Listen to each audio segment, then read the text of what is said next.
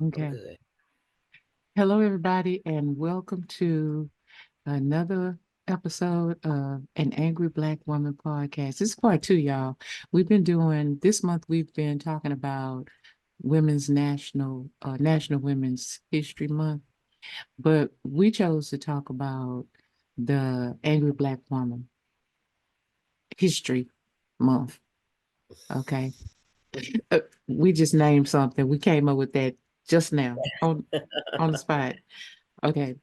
So we hope all of y'all doing well. We're gonna continue our conversation. Of course, if you listened to us last week, we talked about Harriet Tubman, Sojourner Truth, Mhm, talked quite in depth about Angela Davis, and talked a little bit about Oprah and Serena Williams and Michelle Obama.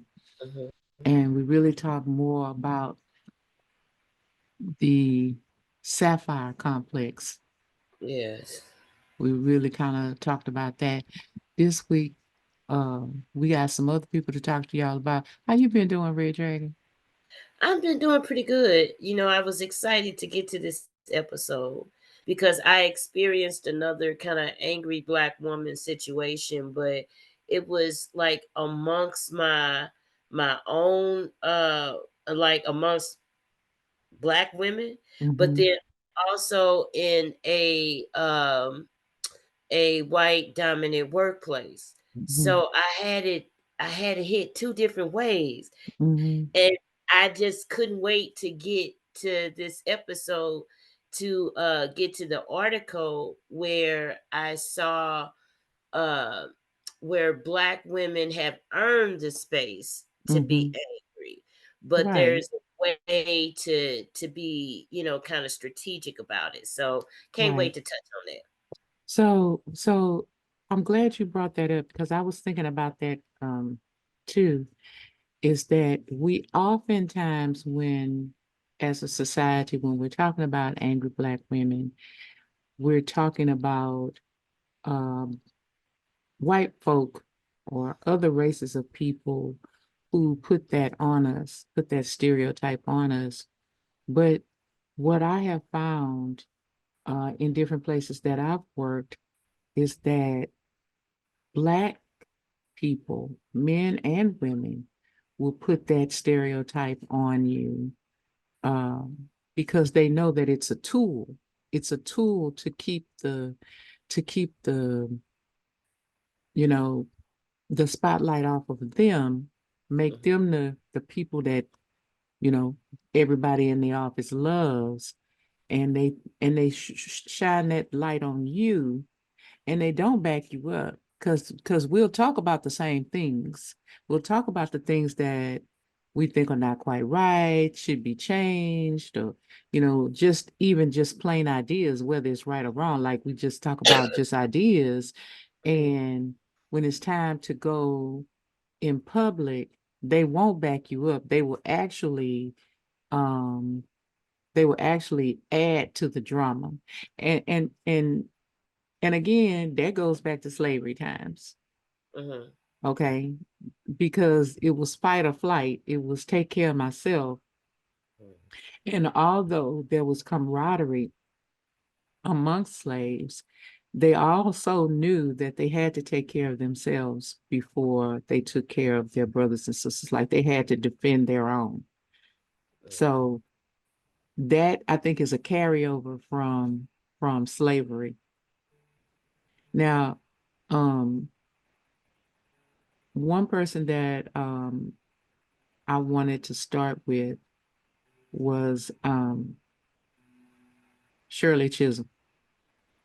We didn't get to talk about Shirley Chisholm last week, Mhm, and I remember uh, Shirley Chisholm when she ran. I think it was in 1974 mhm, when she ran for um, president. mhm. She was the first black person, let alone a woman, to actually run for president. Get out of here. I did not Yeah, know that before Obama. I had no yeah. idea. Like a lot of people, like Obama's the first, but no, Obama was not. It was actually a woman. This is not new. The Kamala Harris experience is not new. Shirley Wow. Chisholm actually ran for president in the 70s, Uh-huh. and she was a super, super intelligent person, very strong person. Um, Wrote a book about power and about being your own boss, Uh-huh. right? Very Uh-huh. much ahead of her time. Uh-huh. Um, but again, with that comes, you know, of course, she didn't win the party nomination. They gave it to George McGovern, Mm. who it was a Democratic Party nomination, gave it to George McGovern, who then lost to Richard Nixon. Oh, okay. Okay. Right. And I Good way to remember, kind of trace back the candidate trail, and it's interesting because it would only go back to the male if you would really had to dig to see that there was wow, right. interesting.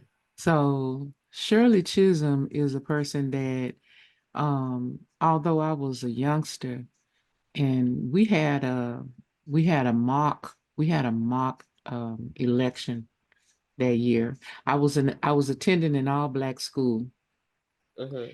and we had a mock election once they named McGovern as the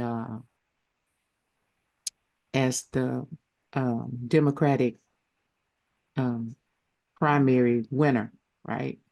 Mhm. And we had a mock election in my class, and um,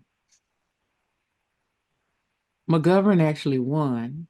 Now, that's because, we were young, we were black, most of our parents were Democrat. Um, and so that's what we knew. That's what we heard in the house. We heard the reasons that our um parents had, and children still vote that way today, but like um yeah, Shirley Chisholm, I remember her, and I remember looking at the TV, and I remember understanding that this black woman was running for president. She was a girl like me, she was a girl like me, and she was running for president, and she was smart. And of course, I didn't understand all of the complexities, um, and all of that, and why she didn't win, and I didn't understand all of that. I was a young girl. I want to say I might have been in like fourth grade. Oh wow. Okay. Okay. And so I didn't understand a lot of the complexities of elections then, but I Mhm. do just remember listening to her and being mesmerized by her, Mm. right? Here was a girl like me. She looked like the women in my family, and she Mhm. was smart like the women in my family, right? And that was my Mhm. first inkling of, who I am today, where I'm like, well, I can do whatever I want to do. Right. You don't have a institutionalized mindset. You have Right, the more so that opportunity is afforded to everyone mindset, you know. right, right. Um, I like the article because thinking about at that time, you said it was the 70s when Mhm. Shirley tried when she ran for president. Right. She And had I held several offices, political offices prior to that. Okay. the an article that comes to mind because I'm thinking about during that time how not only she had to deal with a very masculine male dominated arena being Mhm. politics law because given her having other political offices, but in that time the 70s females uh uh feminism is coming on the forefront, right? But then you also have the black woman. That sapphire stereotype is hitting hard around this time. Mhm. So someone, a very educated, well composed African American woman, Mhm. having to deal with the sapphire syndrome, that stereotype alone. It Mhm. brings to mind this article about, it's titled "Black Women Deserve the Space to Feel Angry." Mhm. And it's just really quick, just saying that society puts unrealistic expectations onto black women, like they must act accordingly or get slapped with the angry black woman trope. Or Mhm. some people reveal that, that angry black woman trope is like harmless generalization, but Mhm. it is diminishing black woman's feelings. And Mhm. the harm that's caused by these, racist tropes are twofold, Mhm. because they dehumanize this group, this demographic, and Mhm. then they're trying to control them in the same aspect by giving them a mold that is very unrealistic for any individual, strong-minded, independent, free-thinking woman, and then now black woman Mhm. to Mhm. fall into. And it was just a it was an article, and I'm trying to find out who was it was written by Allison Wilkes. So she's a woman scholar, but it is just interesting how she touched on these very different aspects that we look at black women in general. And when you have someone like this woman who is the opposite, you think Mhm. about having to compose herself against these unrealistic societal views about how she should behave, how she should compose herself. And then these masculine, very male dominated fields, where women are perceived as inferior. So now she's got to prove that her intelligence, you Mhm. know what I'm saying, is not downplayed, is respected. So Mhm. that's like, to come through that era, we have so many strong, I want to say, I don't want to say martyrs, I want to say role models, but then I want to say influence, Mhm. because I think role models, you can fall short, but influence has a little bit more substance to it. We have these type of influences over people, and those are the leaders that are lacking, I believe, in these generations coming forward, where Mhm. people are not as, they're either hot or cold. They either say, I'm going to conform because it's too much pressure to go and fight against the grain, or Mhm. they're going to be wildly delusional and everybody's an enemy. They're going to fit that stereotype unknowingly, because they're not able to get a grasp on their emotions. So it's hard when you don't have influences like that are very present in the generations now, to kind of help guide the female perspective, and to kind of support feminism in a way where we're not overly masculine and subconsciously falling into that stereotype because we're in survival mode. S- It's very interesting. So I agree with you, but I want to add something. Hmm. I totally agree with you, but I want to add something. And what I want to add is you're right about the influences. Mm, You're absolutely right about the influence because that's what Shirley Chisholm says. She was sent to live with her grandma in Barbados. oh, And at a very young age, maybe about, 5 or whatever, she was at a very young age and she was sent to live with her grandma in Barbados. And she said that her granny, and this is a quote, Granny gave me strength, dignity, and love. I mm, learned from an early age that I was somebody.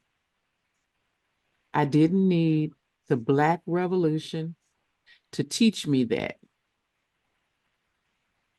mm. You see what I'm saying? Yes. Makes a really big difference, huh? It makes a big difference. Now, I don't downplay the Black Revolution because the Black Revolution, so a lot of people needed it. Right. Okay. But you see, at a young age, I'm identifying with her, which is your word, and she's influencing me Mm-hmm. because I didn't need the Black Revolution to know that I was somebody either. Somebody was telling me that in my household. Women were strong in my household. Men and women in my family were respecting each other for the most part. I'm not saying we were perfect, Right. okay? But for the most part, what I saw Mm-hmm. was men and women respecting each other, working as partners to build on their future for their children. Mm-hmm. That's what I saw as far as male female relationships. Then Mm, I also saw professional women, professional men, people who were responsible and went to work and who were proud of who they were. And they were proud of being Black, no matter what they went through in mm-hmm. the Black experience. Okay. My mother was a very, very dark skinned woman, and that affected her to no end. I didn't put the pieces together until I was older because I took the coloring from my father's side of the family that there was something there with that. But so again, we weren't perfect, but I saw my mother be a professional. I saw her get up and go to work. I saw her take care of her family. I saw her let us do and be what we wanted to do and be. Mm, Right? There was very little, and think about the times, like you said, there were some things that little girls don't do, right? mm, But for mm-hmm. the most part, I was able to do what I wanted to do, and I had to keep myself um I had to keep my grades and I had to, all of that. I had to be a responsible person in order to be rewarded with good behavior, but rewarded for good behavior. But I knew, I knew I was someone. Mm-hmm. I knew that I was loved. I knew that I was somebody. I knew that it was okay for me to be strong. I knew that my dignity was important. Mm-hmm. Right? I knew that my integrity was Mm. important. Okay. And no You had a one, sense of self. You and I had a knew sense no of one self. could take, I had a sense of self. In my Yeah. family, most Mm-hmm. of us had a sense of self. Mm-hmm. Okay. And so there was no, I mean, yes, there was some bad actors. Okay, don't nobody, you want to try to go do some research on me? I'm telling you, yes, there was some bad actors. Everybody got some. Okay. uh, Everybody got some. But what's interesting to me is all of those qualities, when you go off into the world, have to be somehow transformed into angry black woman because you know your self-worth, right? Mm. Because you don't allow people to say kookiness to you. Okay. Yeah. You don't allow people to put you in a box. Mm-mm. So you got to be an angry black woman because you have ideas and you can express them, however, so passionately or not passionately, but you have ideas and thoughts and you can express them. Now you're an angry black woman. It makes me think of how over the centuries, how clever our ancestors had to get and creative they had to get with encrypting information to pass down. And it makes me think of how we're very proud, very outspoken people. And to be stifled and smothered and suppressed, you had to work around that. So it brings to mind about how strategic we had to be about everything. We had to invent a way to communicate things through song, through dance, so that we could figure out when we were going to meet or how we were going to organize this, that, and the other. So generationally, that was passed down through different activists. And when we got that, and then that kind of like spread, and then we moved on to the next generation where we had people through women's suffrage and women's rights stand up to be influential leaders. And I'm talking about leaders, people who had great influence over the way we thought, the way we carried ourselves, because as that, like you said, those are the type of people that grew up with very strong influences at very young ages in the home. And that set the foundation for how they would spread in their communities. Mm-hmm. So it just reminded me of how, as black women have gained, as we gained our freedoms, our rights, our voice, our momentum in the community, we were Mm-hmm. getting status. Now we're being hit with this stereotype, and now we're not being taken seriously. Now we're being overly sexualized. Now Mm-hmm. we're being downplayed about the things that we held dear to us. So now we have to be strategic and creative with how we are expressive, how we are supportive, Mm-hmm. what we support. And that brings to mind Josephine Baker, Mm-hmm. how we had very outspoken female activists Mm-hmm. that had to be either exiled or kicked out. They weren't supported. And when they wouldn't switch up, when they wouldn't abandon their personal beliefs or Mm-hmm. whatever their personal passions were, they had to be strategic in how they were able to come back from being treated very, very harshly for that. And I think that in this day and age, if we were taught a little bit more strategy, because we have so much passion. And I think and as you can see in a lot of reality situations, we Mm-hmm. got a lot of passion and anger. And I'm not saying that a lot of that is not justified, but if it lacks strategy, if it lacks structure, then you're only coming across as crazy.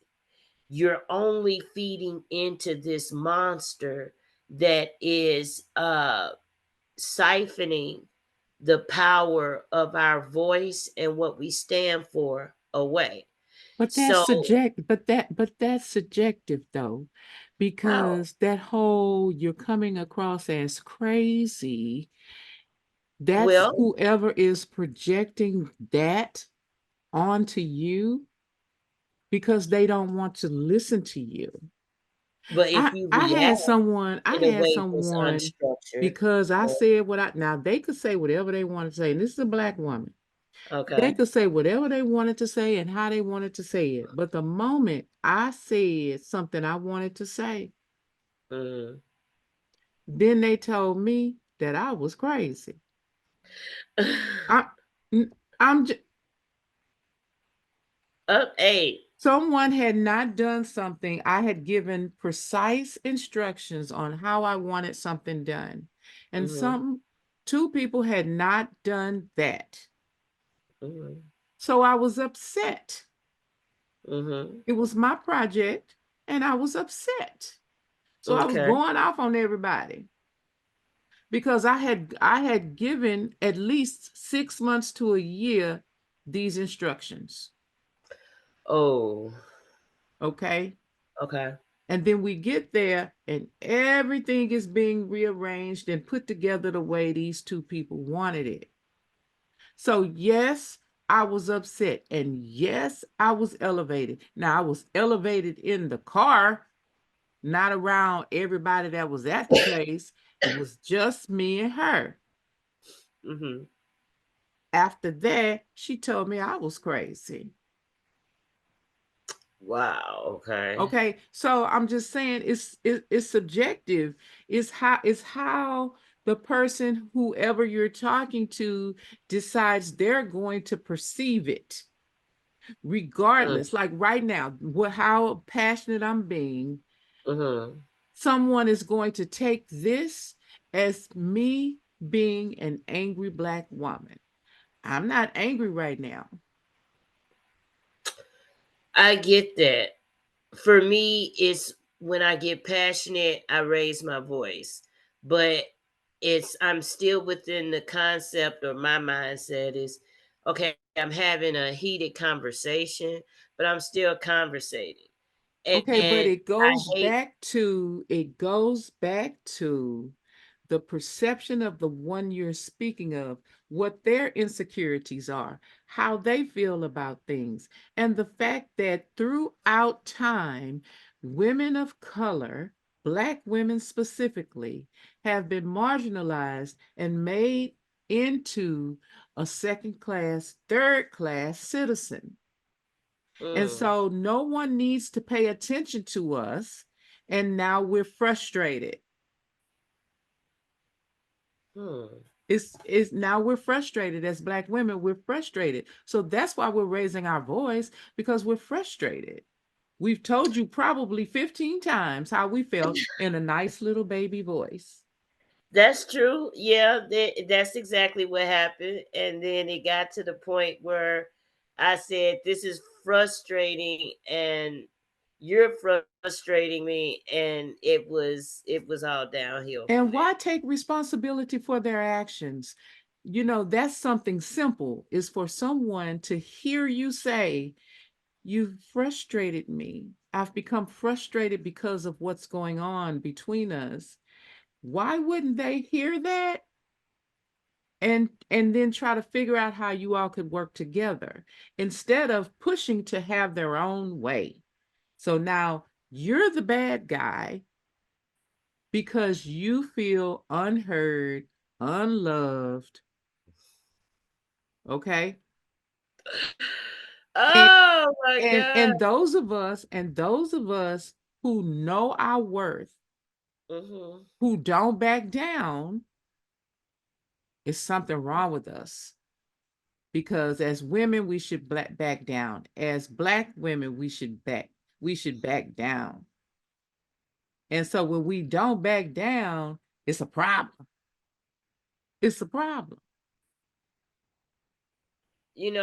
Sometimes I find it frustrating if you are a strong personality and very expressive, and it is not taken into consideration, no matter how much you try to explain yourself.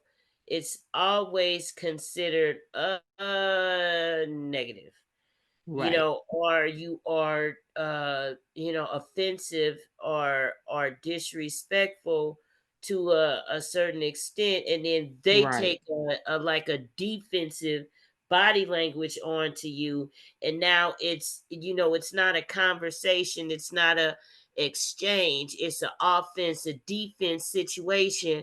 And it's like nobody at that point, nobody's listening, everyone is like on the reactive. So it's not a conversation no more, it's a series of reactions. Right. And that is very upsetting to me, because you have everyone communicates differently, and you have very strong people communicate very differently. And Right. in when you hear two strong people in a conversation, it might sound like, oh my God, they about to have a fight. They having an Mhm. argument. But then you'll see something like they'll break, and then they'll start laughing, and the subject will ease out, and they'll move on to something else. And Mhm. you're dumbfounded. But what you don't realize, those are two very strong personalities, but that's just a conversation exchange. That's Right. an exchange of very strong ideas. And sometimes I don't think that is taken into effect when we talk about the psychology of people, of cultures. You get into how you communicate and interact with people, but no one takes that into effect when you're saying, I'm dealing with a strong personality. Mhm. So I shouldn't take into offense the fact that their voice is raised, or the fact that, you know, they're coming at me, but it's very passionate. Because at the end of the day, if there is no foul language, no derogatory anything, no, you know what I'm saying, no malicious exchange or body language, then it's a healthy conversation. Right. And I think that so many people get caught up in, oh, they're raising their voice, that's offensive. Oh, they're strongly expressing this, that's a little bit too much. Mhm. So that's disrespectful. How? If you're taking it that way, and you communicate to me, well, I think you're offensive. No, I'm just coming at this aspect. So if we're able to communicate in a clear, concise manner where our behaviors are stemming from, I don't see how that could be in any way disrespectful, you know, combative, or counteroffensive in any way. I think there is a lack of understanding when it comes to very strong personalities being expressive. And Mhm. unfortunately, the black woman has the shit end of the stick, so to speak. Sorry, Mhm. excuse my French.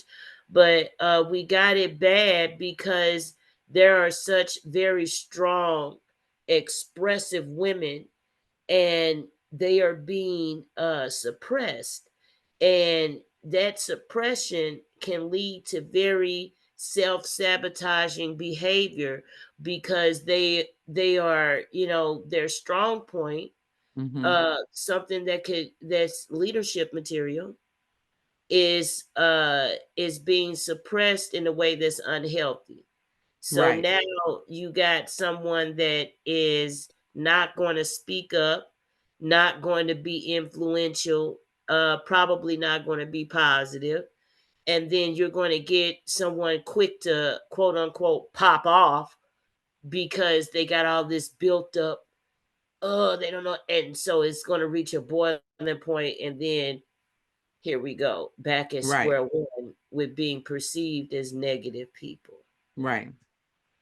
It's a vicious cycle. It really is. But I think a lack of understanding, and then a lack of positive influence has a Right. lot to do with that.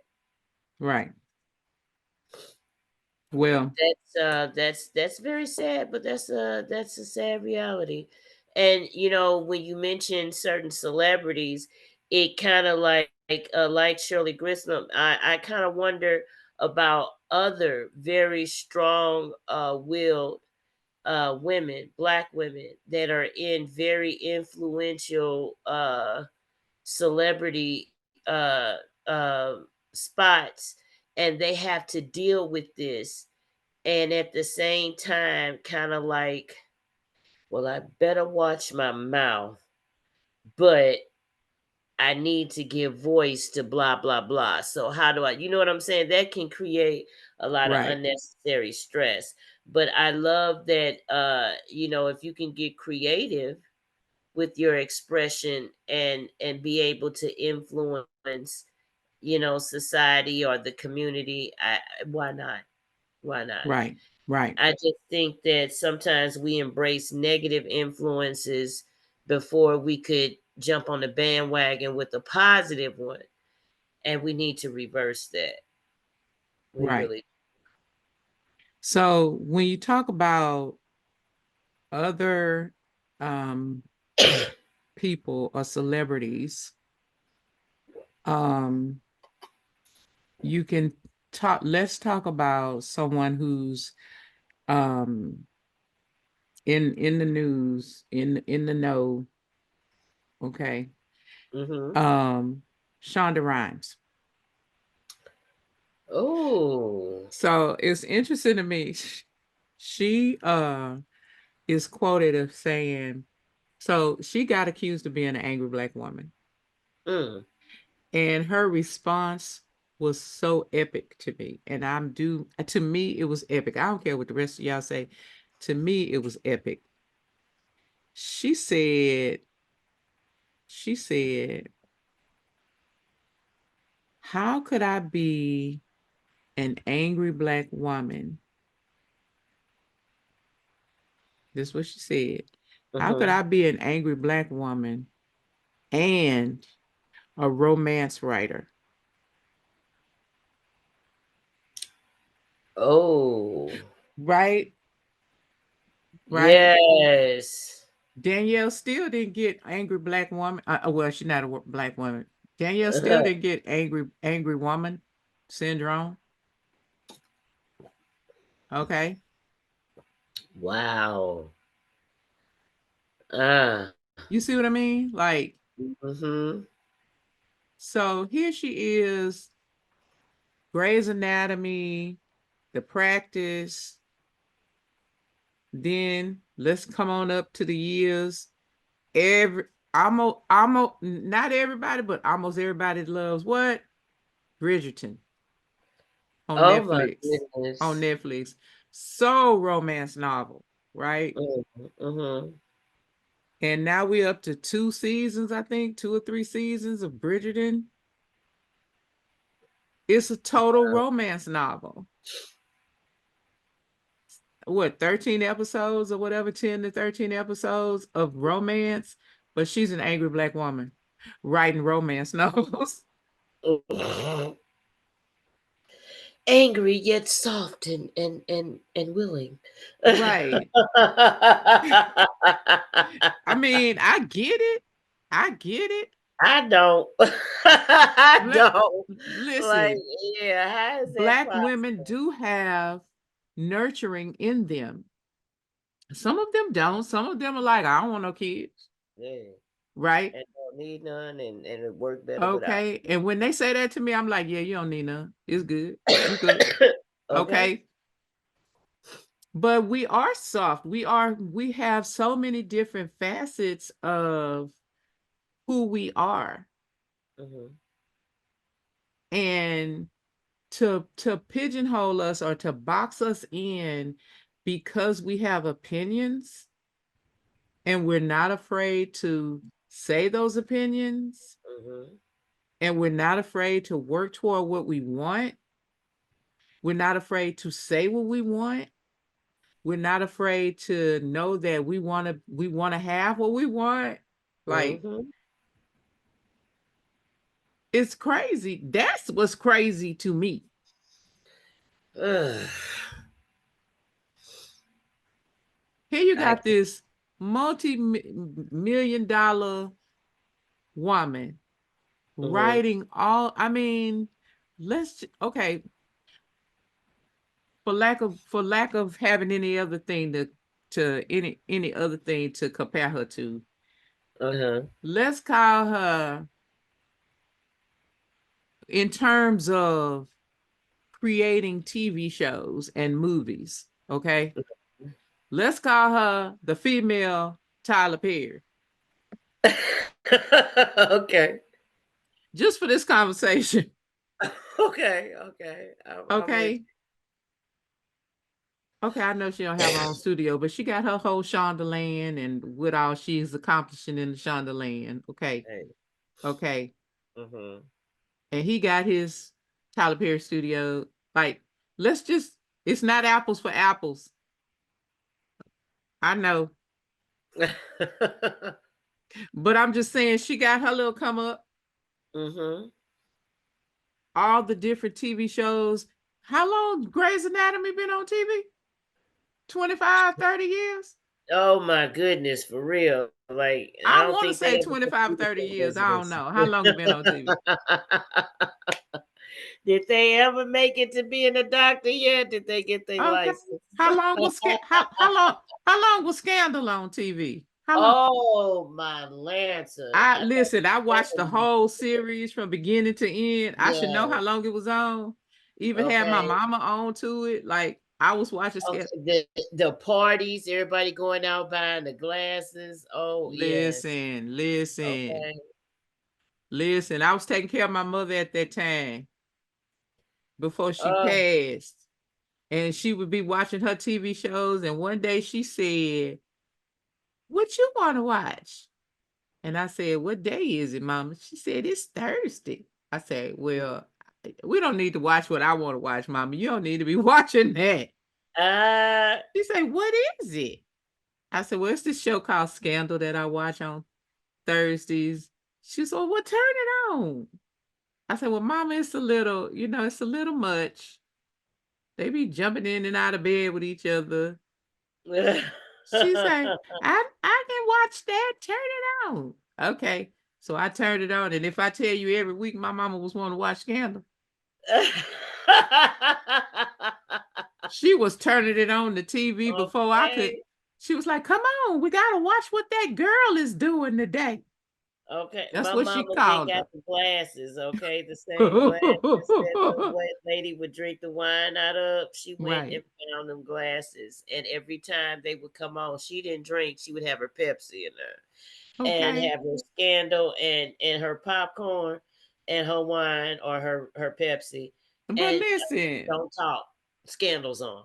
think about think about the different characters that she comes up with and the things that they go through. But she also does have quite a few strong women in those shows.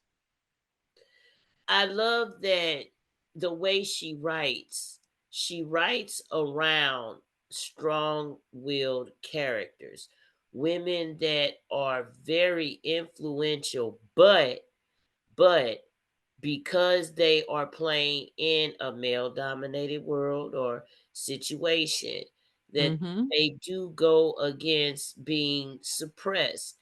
They are Mhm. restricted and they have to be strategic with their anger. They can't just outright react.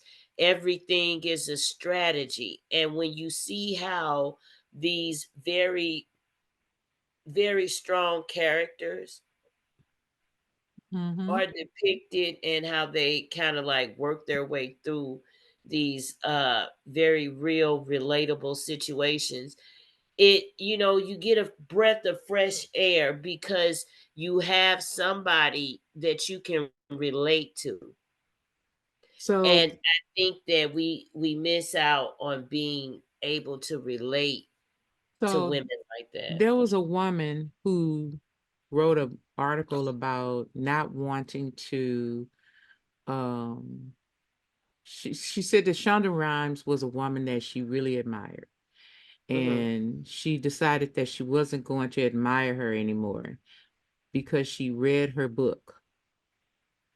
And what she read in Shonda Rhimes' book that she did not like was Shonda Rhimes expressing her fear. Now I'm gonna tell you, strong black women, Oprah got some fear. Oh, she expressed her fear. She expressed her fear in this book, Mhm. and So she was like, well, she not all of that. I'm Was paraphrasing. I'm was she feared? paraphrasing. Right, right. Okay. So I'm here Mm, to tell you, mm. strong women have fear. It's fear All that makes all us. brave people have fear. Any some of these people that are, going off doing these amazing feats and whatever, they tell you they're not fearless. It's how they choose to go through the fear. Wow. Okay. That's what we need to learn. That's what we need to accomplish is how we go from point A to point B of what we want to do. Mm-hmm. We don't allow people to turn us away from it, Oh, mm, and we keep going. So to say you're not going, you don't want to, she's not your favorite person anymore because she expressed this. She wrote her book and she talked about this fear that she always had. mm. So that's what I'm talking about. Black women we can't be normal. And that's, and what's normal? And when you look at Right. it, it's like it's these unrealistic expectations. We Right. love that you're strong, but we don't want you to have a voice. Right. We love that you have a fighter in you, but we don't want you to fight us. Right. We love Right. that you stand for something, but don't stand against us. Right. And we love that you have this beautiful mind. We just don't want you to use it all the time. Unless you're using it for us. You only use Right, your right. mind for us. When we Only when want you it's gonna on benefit somebody when we say else. to you, come on and use your mind for me right now, Oh, that yeah. means Oh, turn of it on right course. now and use it for We don't want you to benefit yourself. We want you to benefit right. everybody else, because if you, Lord forbid, you empower yourself, and Right. then you have the presence of mind to stand against the masses, influence others to do the same, and now we got a whole generation of people we cannot control. Right. And And it's in our families too, though. It's in our families too. oh, very much so. I think that's where it starts. Like you started off saying that she had that that in her home. Shirley just Hmm. she had that in her home. And when you have uh that suppressive, stifling, repressive influence in the Right. home, it's very hard for you to grow up and have the and feel like you have a sense of self and self-confidence, and that you are able to confident and articulate yourself Hmm. because you grew up in a supportive environment. But yeah, it is a shame because it starts at home. When the minute you and people recognize it, your elders recognize it, Hmm. we pass Hmm. on a lot of conditioned thinking. Oh, that Hmm. one right there, that's too much of a live wire. Hmm. We don't want you to be too loud. We want you to be seen and not heard. I grew Hmm. up with that aspect a lot. I was very outspoken, and I grew up where, little girls should be seen and not heard. Hmm. And no, we don't want you to say too much because they don't like it when you're too smart. And I grew up under that influence. So when it came to being expressive, it got to the point where I was constantly being reprimanded for speaking up. So now it was like, you develop this uncertainty. Should I say anything? Should I? And so now you lack confidence on certain things, and you come across as, well, she don't know if she coming or going. Where Hmm. did it start? You're Mm-hmm. right. If you don't have that support starting off, then when you get out in the world, the way you interact with other people kind of sets the tone for falling over, into that stereotype. Just kind of like being led subconsciously into that stereotype because that's all you know. Well, like Shirley Chisholm said, it is those people who needed the Black Mm-hmm. Revolution. It is those people. All of us needed it on some level. Mm-hmm. I mean, some of the schools and some of the things that I've been able to do, I needed the Black Revolution in order Mm-hmm. to do them. Mm-hmm. Although I will say that my family utilized those same types of services in our Black community, Mm-hmm. right? Mm-hmm. I I saw business people when as I, trekked along with my dad as he went around doing whatever he did. Mm-hmm. I saw people who owned their businesses. My hair lady, because my mama had us all, me and her, and then my sister. We had standing 2-week appointments at the Mm-hmm. beauty salon. Mm-hmm. Like we had a day we went to the beauty salon every 2 weeks to get this hair fried, dyed, and laid to the side, and be up under that hairdresser, under that hair dryer, because my Mm, hair was so coarse and thick, and I'd have to be up under there for almost 3 hours. mm, Okay. She was her own businesswoman. I grew up understanding that, right? mhm, So so the Black Revolution was necessary for some, for those people that you're talking about, those people who um did not have that in their households. mm, As a culture, as a community, if only a few of us know that we are worthy, mhm, then we can't survive. mm. We all need to know that we are worthy. We are, like, to this day, I still don't understand why Black people don't understand their buying power. That is amazing because with all the technology, with all the news, with all the woke people spreading information, you cannot use it as an excuse that you are not in the know because people are talking about bitcoins, they're talking about stocks, they're talking at every level, at every socioeconomic level.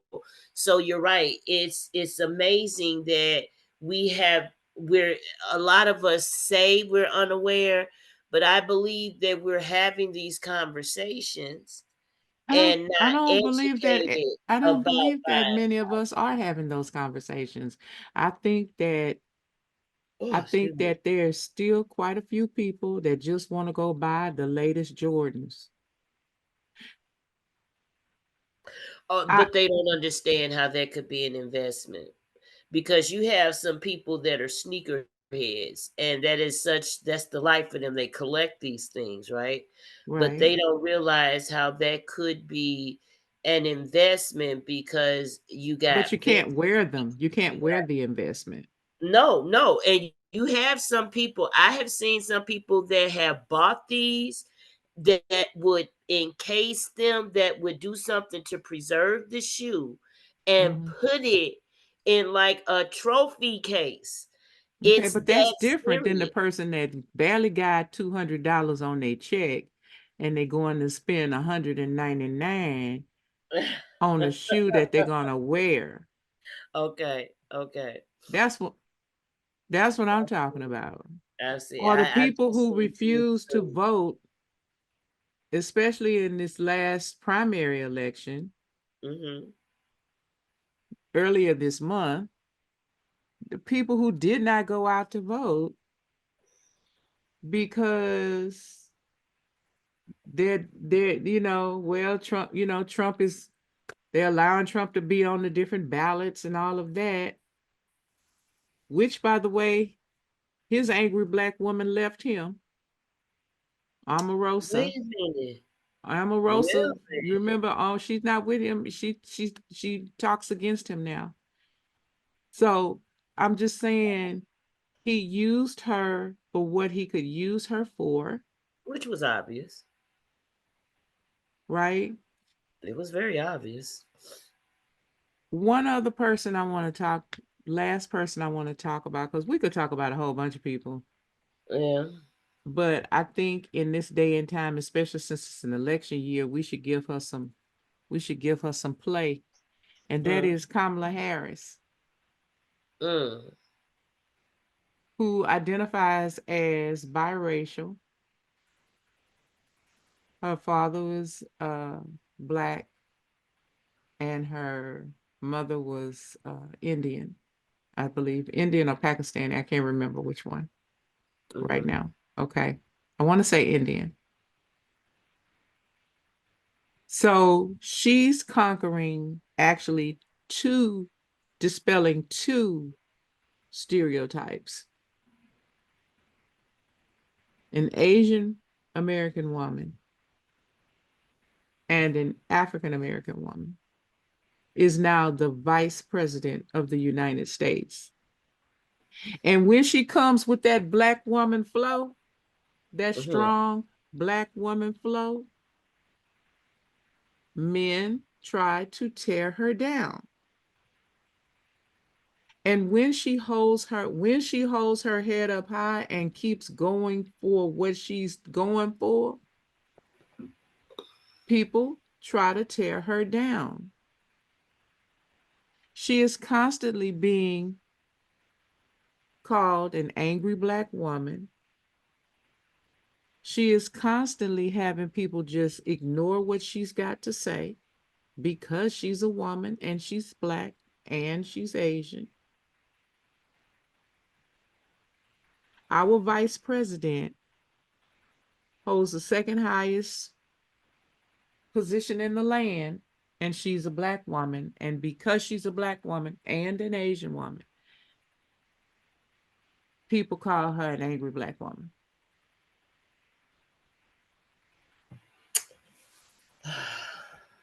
Just can't get away from that negative stereotype no matter what. Right, And it's a shame because anything with black mixed in, you're going to be angry.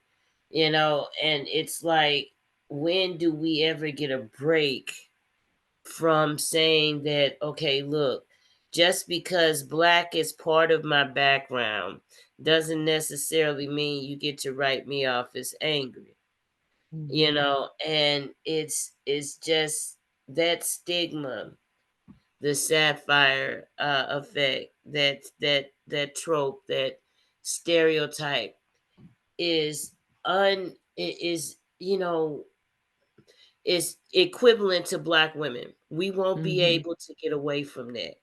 And Right, it's so evident now that no matter what status, what position you hold in society, if you are a black woman, you're angry. right. You miss out on all the other beautiful qualities, and you zero in on the most versatile aspect, because we could be angry, but you would never know it unless we gave into that, if we behaved in a way that was angry. We could Right. be angry and you'd never know it, because we can carry ourselves in a manner where we can get our point across and not be angry about it.